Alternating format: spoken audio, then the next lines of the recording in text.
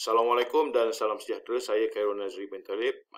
Pada hari ini saya akan membentangkan hasil dapatan kajian kami bertajuk Kesan Latihan Jeddah Berintensiti Tinggi HIIT terhadap daya tahan kardiovaskular atlet kayak di Politeknik Ibrahim Sultan. Apa itu HIIT? Menurut Hanan 2007, latihan HIIT adalah latihan fizikal yang melibatkan semua anggota badan dan gerakan berintensiti tinggi dan diselangi dengan waktu rehat. Latihan HIIT ini terbagi pada dua, iaitu latihan HIIT rintangan dan juga latihan HIIT aerobik. Dan menurut Gibala 2008, latihan HIIT akan menggunakan 85% hingga 95% kadar nadi maksimum dan penggunaan oksigen yang maksimum. Apa itu daya tahan kardiovaskular? Menurut Johnson 1986, daya tahan kardiovaskular merujuk kepada keupayaan sistem pernafasan dan pengaliran darah untuk mengepam darah beroksigen ke seluruh badan bagi melakukan aktiviti untuk satu jangka masa yang panjang. Dan menurut Sheikhi 2001, daya tahan kardiovaskular yang baik mampu meningkatkan intensiti kerja yang lebih besar dan dapat bertahan lebih lama. Latar belakang kajian. Daya tahan kardiovaskular boleh diukur melalui dua kaedah, iaitu kaedah VO2 max dan juga kaedah zon kadar nadi. Kajian ini menggunakan zon kadar nadi sebagai medium pengukur daya tahan kardiovaskular. Berkurangannya peratusan kadar nadi di zon 5 dan 4 menunjukkan bahawa daya tahan kardiovaskular semakin baik. Latihan tali, fartlek larian, fartlek dayungan serta latihan plyometrik akan diterapkan sebagai latihan HIIT di dalam kajian ini. Objektif kajian. Terdapat dua objektif kajian, iaitu mengenal pasti kesan latihan HIIT yang direka bentuk dan dilaksanakan oleh atlet kayak PIS selama 12 minggu, dan yang keduanya mengenal pasti perbezaan dari segi daya tahan kardiovaskular di antara atlet lelaki dan atlet wanita setelah menjalani latihan HIIT selama 12 minggu. Reka bentuk kajian di mana program latihan telah disediakan bersama jurulatih kayak Sukma Negeri Johor dan dijalankan secara eksperimental dengan penggunaan jam pintar Garmin sebagai medium perikodan.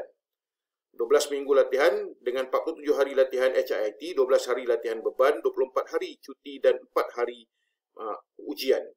Ujian pra-ujian akan dijalankan pada hari pertama, ujian 1 dijalankan pada minggu keempat, ujian 2 dijalankan pada minggu ke-8 dan ujian ketiga dijalankan pada minggu ke-12.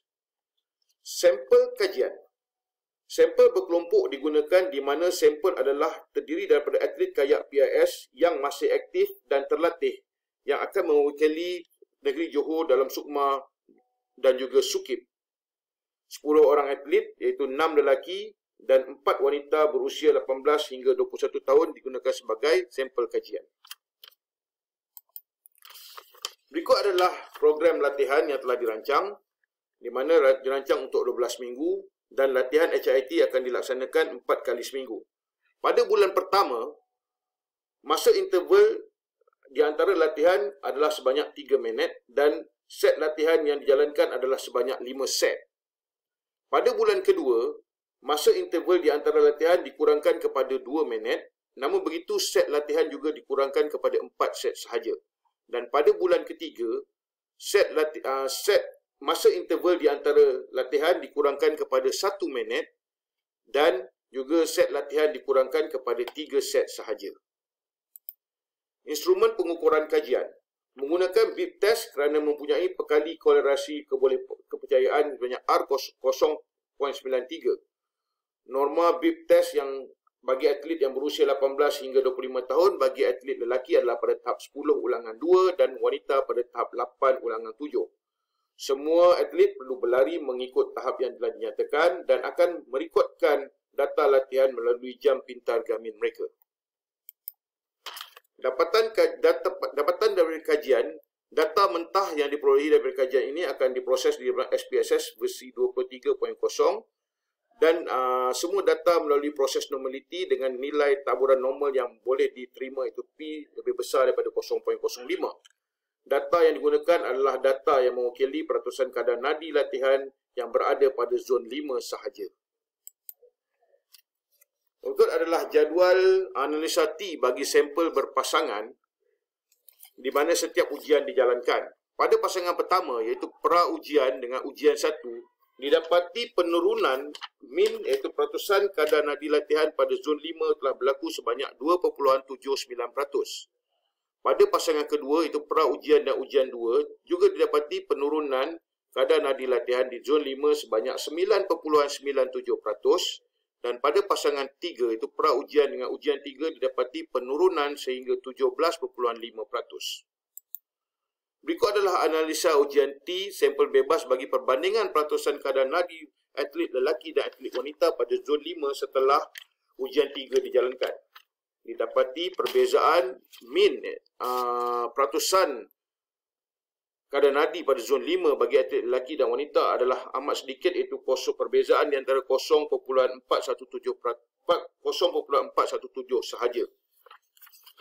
Dan pada keputusan ujian T sampel tidak bersandar menunjukkan bahawa signifikan 0.555 di mana nilai signifikan yang lebih besar daripada 0.05 menunjukkan bahawa varian antara atlet lelaki dan wanita memperoleh peratusan degupan nadi di zon 5 yang hampir serupa. Dan kesimpulan daripada kajian ini kita dapati bahawa latihan HIIT yang dirancang dan secara teratur bagi tempoh 12 minggu dapat meningkatkan daya tahan kardiovaskular atlet. Latihan HIIT ini juga sesuai diterapkan kepada atlet lelaki dan wanita kerana tidak terdapat perbezaan yang signifikan dalam dapatan kajian ini. Dan peningkatan daya tahan kardiovaskular dapat dilihat dengan penurunan peratusan kadar nadi di zon 5 pada setiap ujian dijalankan. Dan dapatan kajian ini juga dilihat selari dengan hasil dapatan kajian-kajian terdahulu. Sekian, terima kasih.